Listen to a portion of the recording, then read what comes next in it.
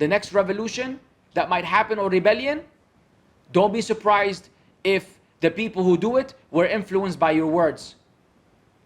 Don't be surprised and don't cry.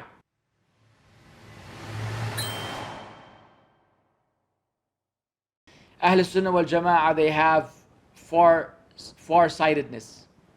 They're far-sighted. They have vision.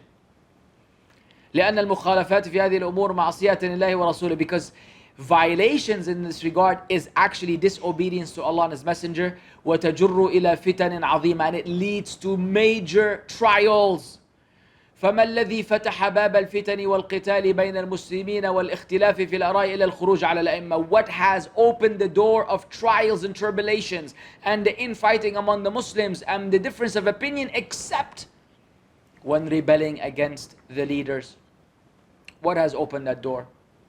And the Shaykh was saying this before the Arab Spring, rahimahullah. This is way before, he passed away way before the Arab Spring. He's speaking about events of similar nature. And then Al-Rabi' al-Arabi came. And you saw, ask any, as one of the brothers said, ask any Yemeni right now. Do you prefer the days of Abdullah, I think his name is Abdullah Saleh, the old Yemeni leader who they ousted and they killed? I don't know what they did to him.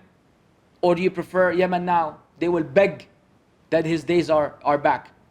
Similarly in Egypt, people beg for the days of Mubarak to be back. And in all of these countries, people wish they can go back to the security. Even the disbeliever Bashar al-Assad, the kafir Bashar al-Assad. And there's no dispute about his kufr, by the way. Even the Syrians, they wish they were back before they revolted against him. Because what have they gained from this? Nothing. They got crushed. And they continue to be crushed. And he's still on top, humiliating and killing Muslims.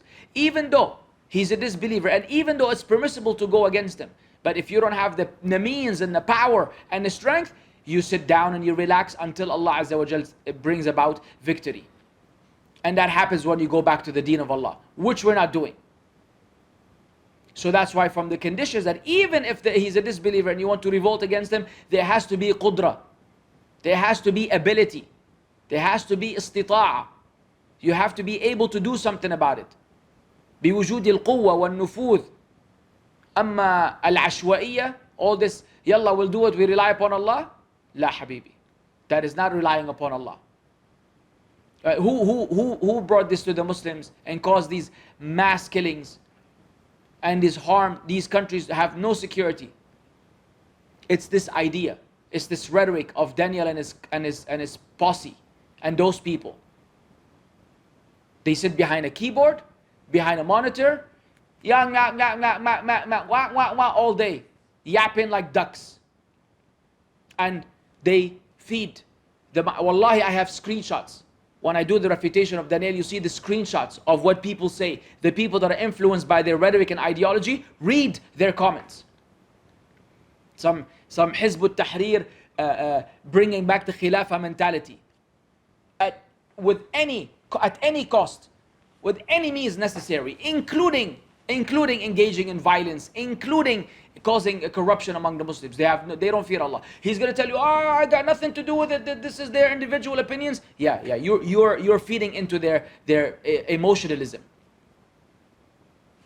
You're responsible and you will be held accountable before Allah. And forget that a million Muslims, a million kuffar become Muslim because of your amazing debates. Because your outstanding debating skills with some absolute nobodies. Debating about pornography, debating about some zubala, debating whether we're animals or you can have sex with animals. Yani stuff that the sound human being does not even think or consider. You bring some nobodies in the world and you debate with them and you feel victorious. You think that this is going to be a lot of good deeds before Allah. While on the flip side, you're confusing and causing corruption among all these Muslims. Even if nothing happens on the ground, the fact that you've infested their brain with your sickness is enough corruption and evil that you will be held accountable for before Allah Azza wa Jalla on Yawm al-Qiyamah. Keep taking the matter lightly, buddy. The next revolution that might happen or rebellion, don't be surprised if the people who do it were influenced by your words. Don't be surprised and don't cry. Say, oh, I got nothing to do with it. Oh yeah, Oh yeah, you have something to do. Just like your predecessors and your heads among the Ikhwanis. Like Yasser al-Qaradawi and those, Yusuf al-Qaradawi and those guys. They all wanted to now, after they did everything and they enticed the people, they want, oh, wallah, معلش يعني, معلش. There's no معلش anymore.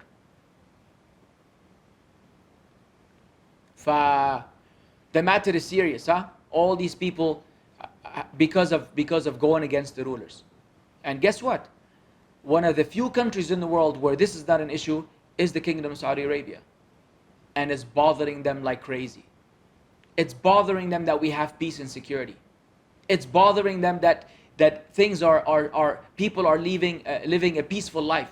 They can book a flight, go to the Haram, pray in front of the Kaaba, go to Medina, stay in this blessed place.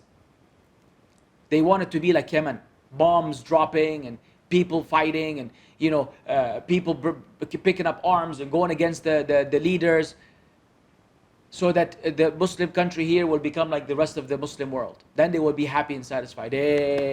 Now there's no goodness nowhere. And supposedly when we reach the stage, they're going to be able to remove all of these evil leaders and put the righteous ones instead. Living a fantasy of the highest order. Like that's even doable.